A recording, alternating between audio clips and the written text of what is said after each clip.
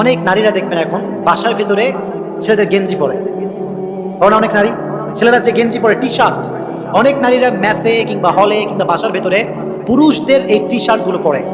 আছে এরকম নারী? আপনি বলবেন হুজুর আমি তো বাইরে গেলাম না, বাড়ির ভেতরে পড়লাম, সমস্যা কোথায়?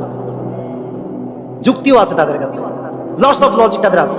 আমি বলবো এই কথা যে বাড়ির ভেতরে গায়রে মাহরাম মানুষ আসতে পারে কি পারে না? কথা বল, পারে কি পারে না? বাসায় যদি যুবক ভাই থাকে, সেজন তার বোনকে দেখবে এরকম অবস্থা, টাইট ফিটিং অবস্থা খারাপ, তার একটা কুদৃষ্টি আসতে পারে। আপনি বলেন ভাই, আপন ভাই না, একটা পুরুষের নারীর দিয়ে তাকালে বাজে দৃষ্টি আসতে পারে, খারাপ চিন্তা হতেই পারে। এখন যদি আপনি লজিকলি একটু চিন্তা করেন, তাহলে আপনি ভাববেন যে আমার ভাইয়ের সামনে কখন আমি মেয়ে হিসেবে টাইট ফিটিং জিন্সের প্যান্ট এবং আমার টি শার্টটা টাইট ফিটিং আমি পড়তে পারি? যখন পড়তে পারি, এই জন্য নারীদের যে ড্রেসটা হবে, ইট শুড বি লুজ, এটা ঢিলে ঢালা হবে। টাইট ফিটিং ড্রেস নারীরা কখনো পড়তে পারবে